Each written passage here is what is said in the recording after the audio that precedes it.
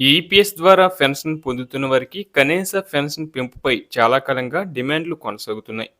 ప్రస్తుతం ఈపీఎస్ 1995 కింద అర్హులైన పెన్షనర్లకు ప్రభుత్వం కనీసం రూ. 1000 నెలవారీ పెన్షన్ అందిస్తుంది. ఈ మొత్తాన్ని పెంచాలని ఈపీఎస్ 95 పెన్షనర్ల సంఘాలు చాలా కాలంగా కోరుచున్నాయి. ప్రస్తుతం ఈపీఎస్ పెన్షన్ ఎంత?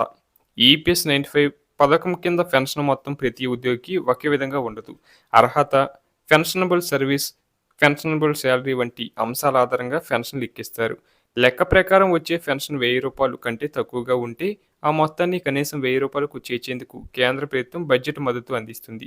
కార్మిక శాఖ అధికారిక పత్రాల్లో కూడా కనీస పెన్షన్ రూ. 1000గా పేర్కొంది.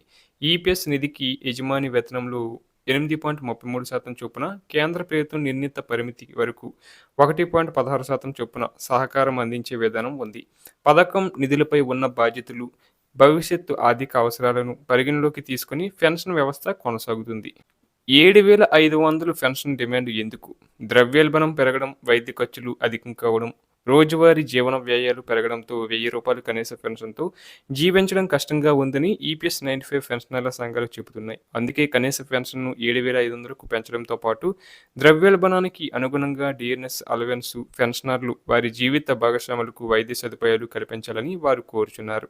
7,500 కనీస పెన్షన్ డిమాండ్ కొత్తది కాదు. లోక్సభలో ఈ అంశంపై గతంలో కూడా ప్రశ్నలు, చర్చలు జరిగాయి. 2022లో 7,500 నెలవారీ పెన్షన్ మంజూరు చేయాలనే డిమాండ్ను ప్రత్యేక ప్రస్తావనగా కూడా తీసుకువచ్చారు. అలాగే 3,000కు పెంచుతారన్న వార్తల్లో నిజమెంత? ఇటీవల రూ. 1,000 ఉన్న కనీస ఈపీఎస్ పెన్షన్ను 3,000కు పెంచే అవకాశం ఉందనే వార్తలు ప్రచారంలో ఉన్నాయి.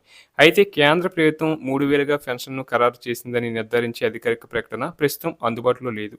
కాబట్టి 3,000 త్వరలో ఖాతాల్లోకి వస్తుందన్న దానిపై క్లారిటీ లేదు.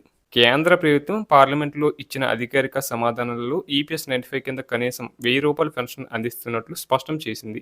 ప్రభుత్వం ఈపీఎస్ 95 కింద గరిష్ట ప్రయోజనం అందించేందుకు కట్టుబడి ఉందని, అదే సమయంలో పథకం నిధుల పరిస్థితి, భవిష్యత్తు బాధ్యతలను పరిగణలోకి తీసుకుంటామని తెలిపింది. అందువల్ల 3,000 లేదా 7,500 పెన్షన్పై తుది నిర్ణయం కేంద్రం అధికారికంగా ప్రకటించిన తర్వాతే ఖచ్చితంగా చెప్పగలం.